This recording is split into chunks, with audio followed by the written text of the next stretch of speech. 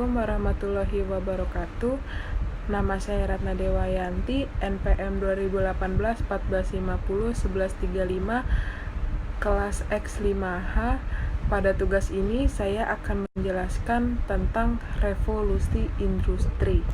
Pada kesempatan ini saya akan menjelaskan tentang potensi revolusi industri 4.0 yang akan saya jelaskan sebagai berikut. Yang pertama, potensi yang saya miliki untuk menghadapi revolusi industri 4.0 adalah saya mampu berbahasa asing, yaitu bahasa Inggris, walaupun masih belajar, tapi saya akan terus belajar untuk menghadapi revolusi industri ini. Yang kedua, saya mampu berpikir kritis, karena dalam revolusi ini memang kita harus diajarkan dalam berpikiran secara kritis dan demokratis. Dan saya mampu memanfaatkan peluang, yaitu memanfaatkan peluang yang ada seperti kayak berpikir secara positif. Dan selanjutnya yang kedua, apa yang dapat dilakukan untuk menghadapi revolusi industri? Salah satu hal yang dilakukan adalah meningkatkan kualitas sumber daya manusia, baik dalam hal meningkatkan skill, kemampuan, pengetahuan, dan yang lainnya. Hal ini sangat penting agar kita mampu ikut serta dalam industri 4.0.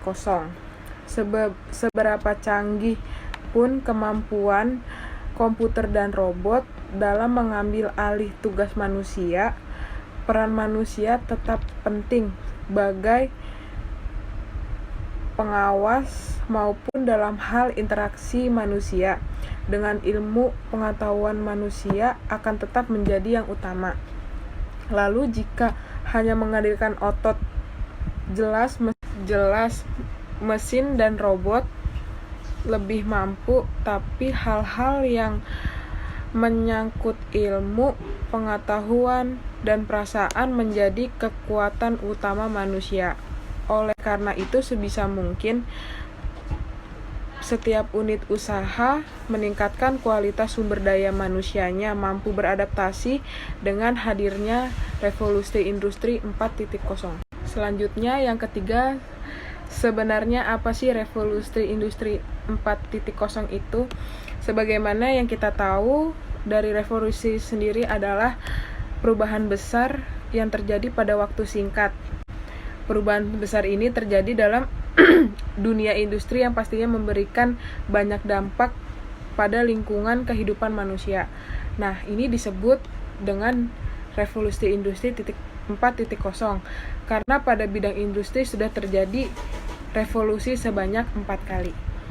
Maka dari itu dapat dikatakan bahwa revolusi industri 4.0 ini dapat diartikan sebagai revolusi yang terjadi pada era industri. Untuk ke era keempat kalinya, sementara pengertian revolusi industri 4.0 secara umum adalah nama yang diberikan terhadap perubahan perusahaan. Selanjutnya, saya akan menjelaskan tentang bagaimana sejarah revolusi industri. Untuk revolusi industri 2.0 sendiri terjadi ketika munculnya sistem produksi serial yang mengatakan sistem paralel dan pemanfaatkan tenaga listrik. Pada awalnya sebanyak pabrik menggunakan sistem produksi paralel. Sebagai contoh, kita lihat produksi pembuatan mobil pada sistem produksi paralel. Selanjutnya, untuk revolusi industri 3.0 terjadi ketika komputer dan robot mulai hadir, menggantikan peran manusia. Pada masa teknologi ini, otomatis orang-orang memegang kendali, karena pada revolusi kedua sebelumnya peran manusia dalam dunia industri semakin dikit. Berbagai pekerjaan di pabrik sudah mulai banyak dikendalikan oleh robot dan komputer. Setelah peran komputer dan robot mulai merajalela di segala Sistem produksi pada era 3.0 menghasilkan perkembangan teknologi yang begitu pesat. Salah satu kemajuan teknologi yang sangat signifikan terjadi pada bidang internet. Kemajuan internet mengakibatkan terjadinya revolusi industri 4.0. Maka istilah industri revolusi 4.0 pertama kali muncul di Jerman dalam sebuah proyek yang ingin memunculkan strategi teknologi canggih yang seluruhnya menggunakan komputerisasi pada sistem setiap pabrik di Jerman. Industri 4.0 memaparkan kepada pemerintah federal Jerman rekomendasi untuk melaksanakan industri 4.0. Sejak saat itu menggunakan dari Working Group on Industri 4.0 disebut sebagai perintis sekaligus bapak pendiri Industri 4.0 sendiri. Maka pembahasan yang terakhir yang saya akan jelaskan apa dampak revolusi tersendiri pada revolusi 4.0 ini. Munculnya revolusi industri 4.0 ini pasti memberikan dampak besar pada kehidupan manusia sebagaimana terjadi pada revolusi industri sendiri. Secara umum hadirnya revolusi industri akan memberikan dampak pada 3 aspek kehidupan manusia yaitu sosial, ekonomi, dan juga politik.